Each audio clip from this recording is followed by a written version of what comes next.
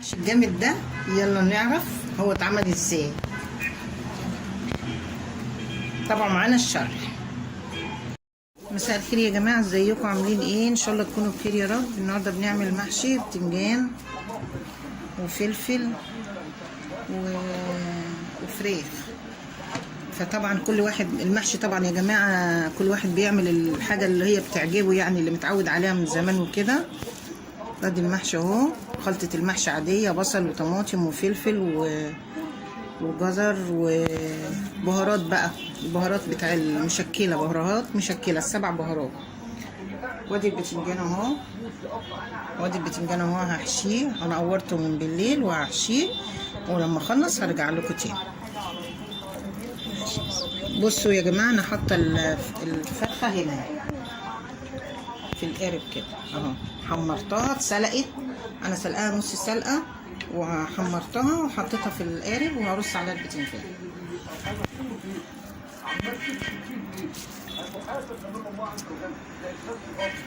اهو.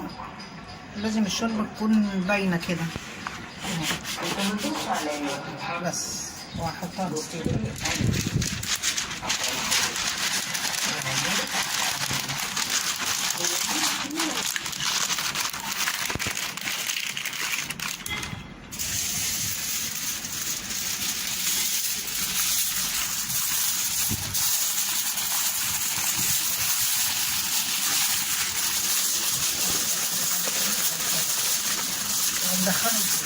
هدخله بقى دلوقتي الفرن على درجة حرارة 200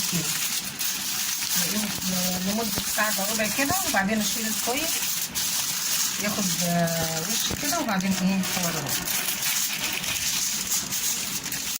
دلوقتي طلعت الصينية يا جماعة القارب اهو. بسم الله الرحمن الرحيم.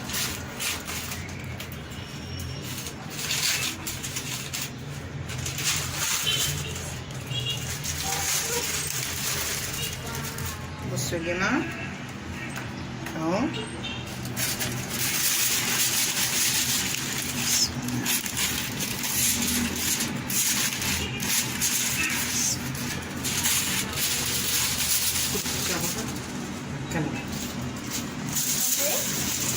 شوف كده. بصوا يا جماعه جميل ازاي اهو.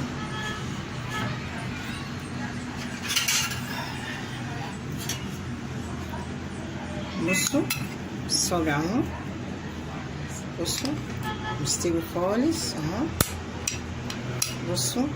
بصوا الرزايه عامله ازاي. طبعا انا حاطه الفراخ تحت اوريها لكم برضو اهي. الفراخ اهي، بصوا الفراخ اهي.